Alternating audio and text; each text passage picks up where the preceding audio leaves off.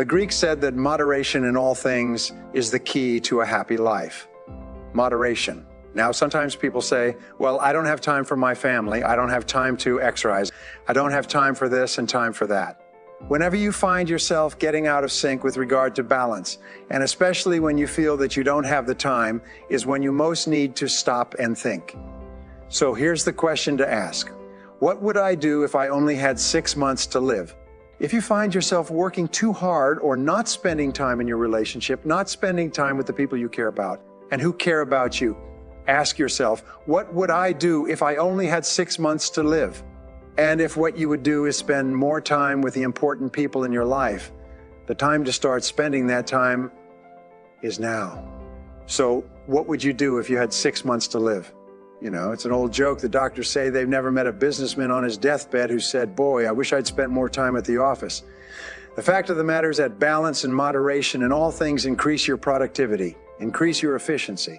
And remember, the only reason you're working is so that you can enjoy the great things of life, which are your people, your relationships, the things that make you happy, and so on.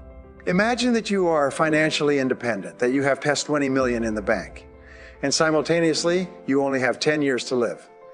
You're going to enjoy superb health, but you have all the money that you need, and you have to work at something. You cannot be a layabout. So therefore, if you could work at anything and you had all the money you needed and you didn't want to waste any time, what career would you choose? If you could wave a magic wand and have all the talent and skill that you need to be successful in any field, what field would you choose for yourself? And then what you do is you just start to do some research on that field, working it part-time, working it for free, reading books and courses, talking to people who are in it. I've spoken to literally thousands of people over the years who did that and eventually changed out of their current job, sometimes within their same company, sometimes out of their current job where they weren't very satisfied, into a new job that they loved, and they became a star at that new job. And you can do the same. Everybody can do this. I'm going to give you a law that is my favorite law of time management, and it's called the law of 3. This law alone will enable you to be one of the most productive and successful people in your world. The law of 3 is based on my 30 years of study into time management. And what it basically says is that if you make a list of everything that you have to do in a week or a month, you'll come up with 20 or 30. Some people write down 40 or 50 tasks or activities. But if you look at this list, you'll find there are only 3 activities that you engage in your life that account for 90% of the value that you contribute in your life. Wherever you are in life, there's only 3 things that account for 90% of your happiness. Only 3 things. This law of 3 works everywhere, and it works for everyone. It works if you're a doctor, an investment banker, a salesperson, a business owner, or a student. Whatever there is, always 3. So what you do is you make a list of everything you do, and then you ask 3 questions. Question number 1 is, if I could only do one thing on this list all day long, which one activity would have the greatest positive impact on my life? Or you could say, I could only do one activity all day long, which one activity would help me to double my income faster than anything else? And that answer is usually pretty obvious. So you put a circle around there. And then you ask it again, if I could only do 2 things all day long, what would be the second most valuable thing that I could do?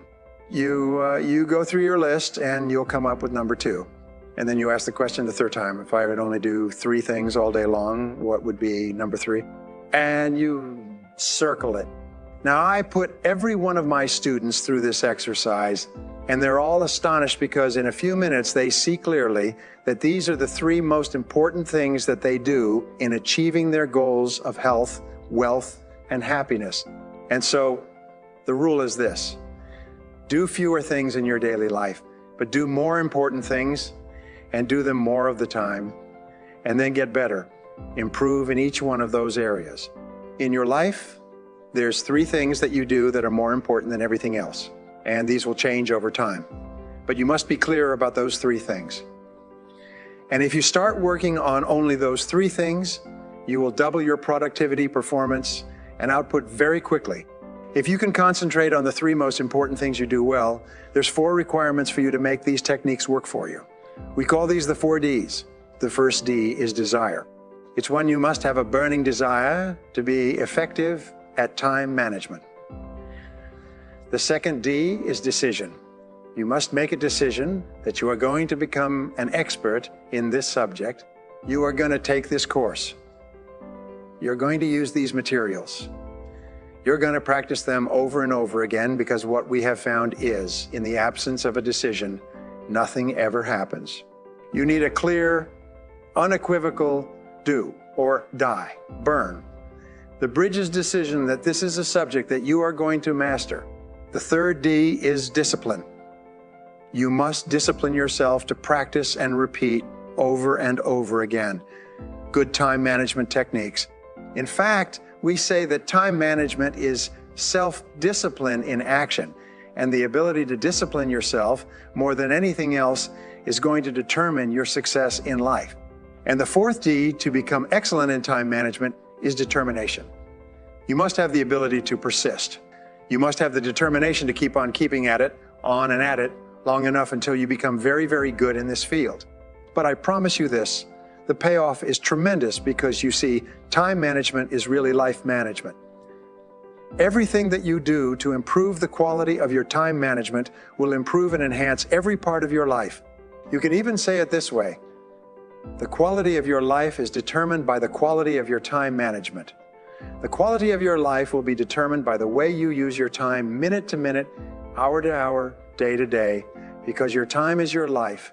In every single study of high-performing men and women, we find that intense result orientation goes hand in hand with big payoffs in life. You see, it's not how much time you put in or the activities that you engage in, or how sincere or how intelligent or competent or capable or anything else. It's only what you produce, the results that you get from the time that you put in, that counts in determining your rewards. Not only your psychic rewards, how good you feel about yourself, but your financial rewards. You're always paid in direct proportion to the quality and the quantity of the results that you produce. We call this the law of sowing and reaping, the law of cause and effect. The cause of everything that happens to you is your ability to get results. And the easier rewards, if you want to increase the quality and quantity of your rewards, you have to think all the time about increasing the quality and quantity of your results. Now, the second point is this: most people are very unproductive. Most people cannot do a full day's work if their life depended upon it. In fact, every study that I've ever seen suggests that the average person works at only 50% of capacity. In fact, in most work environments, about 30% of all the work time is spent in socializing, gossiping, wasting time talking, chatting, hanging around the water fountain, reading the newspaper, drinking coffee, and so on. What does it mean to you? It means that the average person is working at 50% or less of capacity. There are tremendous opportunities for you if you'll do some of the things that we talk about to rapidly move ahead of other people. The starting point of getting things done is the quality of neatness. The quality of neatness means that you start with a clean desk and you end with a clean desk. You start with a clean briefcase and you end with a clean briefcase. You take the time to make sure that your entire working environment looks neat, professional, productive, and effective.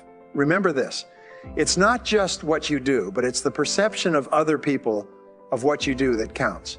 I read a story by a self-made millionaire who said that he built 5 successful companies, and one of their critical rules was that every single person kept a clean desk. Now, the fourth key in getting things done is the importance of focus. Focus, which leads to clarity, and we talk about this over and over again. Focus means that you're absolutely clear about what you're trying to accomplish. Focus means that you're absolutely clear about your key result areas and why you're on the payroll. We say that fuzzy focus leads to fuzzy results. Clear focus leads to clear results. And this means that you take the time to think. You take the time to think through: why am I on the payroll? What have I been hired to accomplish? What are my key result areas? What are my core functions? What are the 20% of the things that I do that account for 80% of my results? And so on.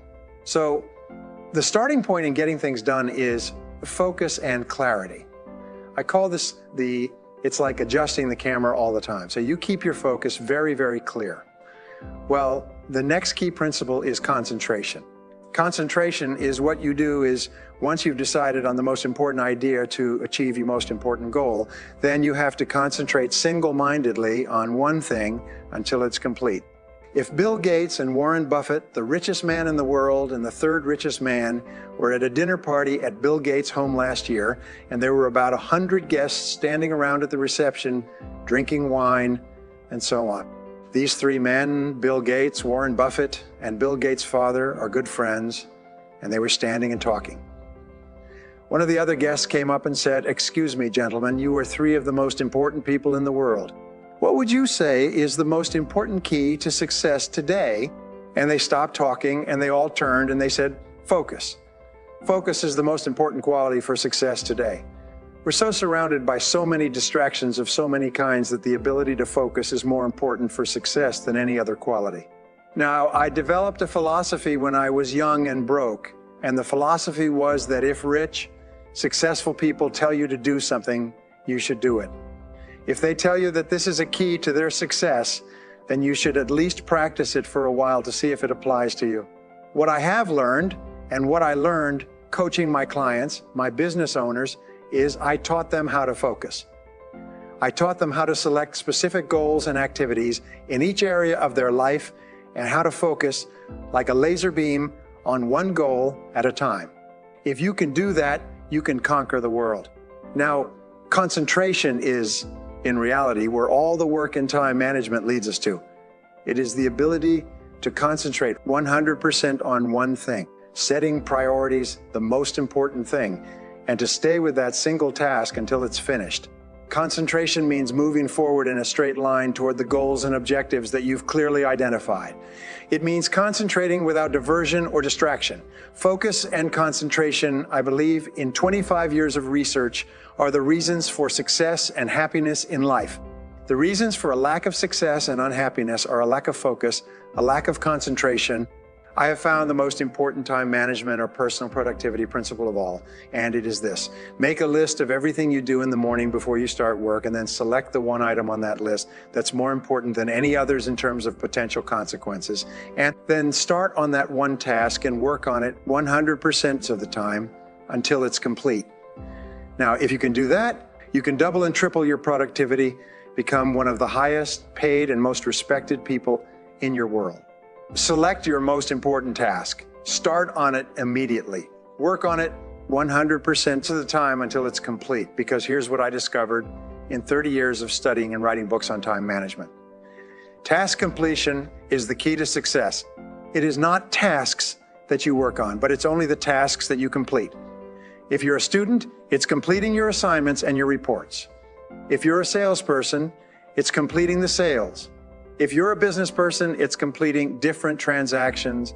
Everything in life is completing tasks.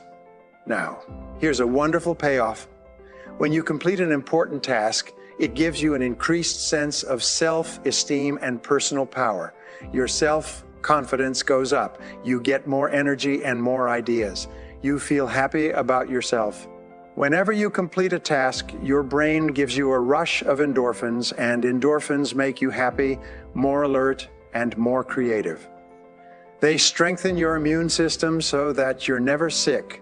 So you'll find that what successful people do is they're always starting and completing tasks, and especially they start and complete them on time.